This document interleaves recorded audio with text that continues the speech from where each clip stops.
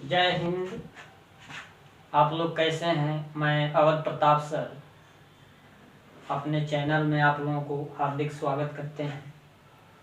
मैं आज फिजिक्स के फोर्स के बारे में आज मैं बताऊंगा। आइए इस पे डिस्कस करते हैं। ये फोर्स बल होता है, फिजिक्स के क्षेत्र में आता है ये। तो फिजिक्स में ये बल जो है हम लोग अपने आधुनिक जीवन में हर जगह यूज करते हैं, प्रयोग करते हैं। तो बात यह है कि फोर्स होता क्या है। तो बल जो है, बल एक धक्का या खिंचाव है जो किसी भी वस्तु के स्थिति में परिवर्तन करता है, उसे बल कहते हैं। इसको इंग्लिश में डिफिनेशन कहते हैं कि फोर्स इज ए पुश और पुल व्हिच चेंज और tends to the change the state of rest or the state of uniform or the shape and size of a body। इसका हिंदी अर्थ है कि बल वह धक्का या खिंचाव है जो किसी भी वस्तु के या पिंड के स्थिति में परिवर्तन करता है, उसे फोर्स कहते हैं। इसका यूनिट होता है एसआई यूनिट, न्यूटन होता है। It is a vector quantity, यह एक सदिश राशि है। तो आते हैं इसको कैसे हम लोग पढ़ते हैं। जैसे फोर्स, तो फोर्स इक्वल होता है मास इनटू एक्सेलरेशन।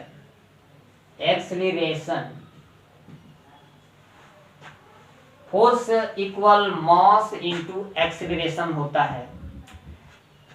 ये फोर्स को कहते हैं बल हिंदी में, मास को कहते हैं द्रव्यमान, और एक्सेलरेशन को कहते हैं त्वरण। हिंदी वाले भी समझें इसे। तो ये जो है बल बराबर होता है द्रव्यमान गुणित त्वरण। द्रव्यमान क्या होता है? जैसे ये पिंड है, कोई वस्तु है, इसमें वजन को मापते हैं तो मास को ग्राम, किलोग्राम, मिलीग्राम, डेसीग्राम जो भी है वो मास का यूनिट होता है।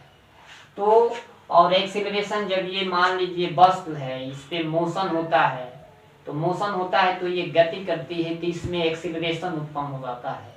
तो ये मास और एक्सीलरेशन जो है फोर्स के इक्वल होता है। अब यहाँ से मात्रक भी निकाल लेते हैं, यूनिट।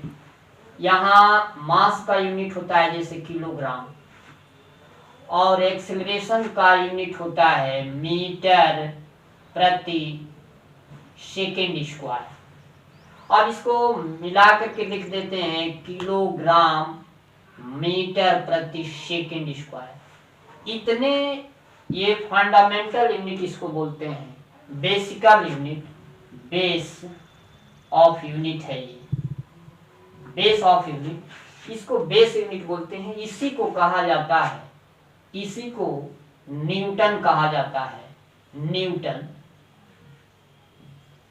इसी को न्यूटन कहा जाता है क्योंकि वैज्ञानिक न्यूटन ने जो है इसके बारे में बताया था कि इसके द्रव्यमान और त्वरण, मास और एक्सीलरेशन को अगर मिला दिया जाए तो ये फोर्स के इक्वल हो जाएगा। ये बात न्यूटन वैज्ञानिक ने बताया था, इसलिए इसको फंडामेंटल यूनिट या बेसिकल यूनिट कहते हैं, और नामीय यूनिट न्यूटन होता है। अब आते हैं कि अब 1 न्यूटन में कितने और भी मात्रक है, कितने डाइन होता है। बल का ही मात्रक डाइन भी होता है। तो डाइन कैसे आता है यहाँ देख लीजिएगा। जैसे मान लीजिए कि 1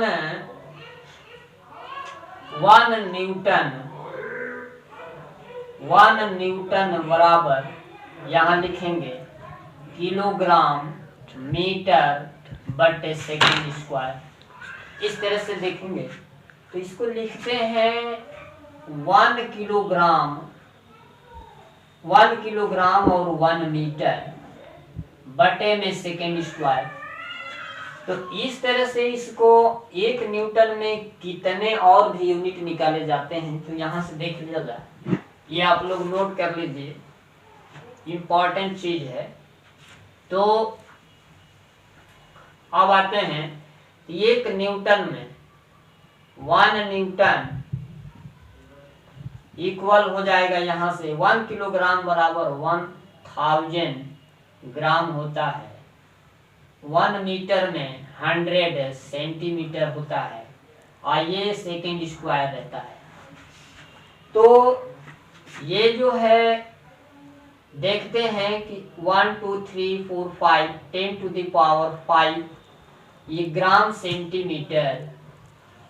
सेंटीमीटर प्रति सेकेंड स्क्वायर, इतने को ग्राम सेंटीमीटर प्रति सेकेंड स्क्वायर को डाइन कहा जाता है कि वो 1 न्यूटन में कितने डाइन, तो ये आता है ऐसे, ये नोट कर लीजिए आप लोग, बहुत इंपॉर्टेंट चीज है, पेपर में पूछता है कि 1 न्यूटन बराबर 10 टू द पावर 5 डाइन होता है ऐसे।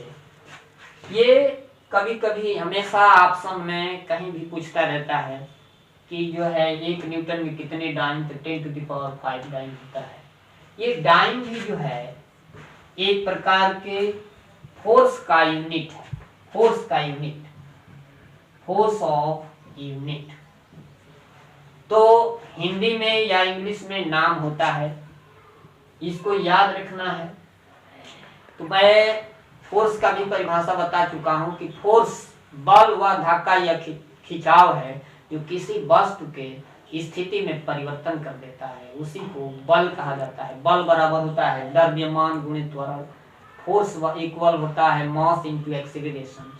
और हम ये शुरुआत किया हूँ फिजिक्स, तो इसमें जो कॉमन चीजें हैं, जो कंपटीशन में आने वाला है, जो पेपर में आने वाला चीज है, मैं इसको पढ़ा रहा हूँ।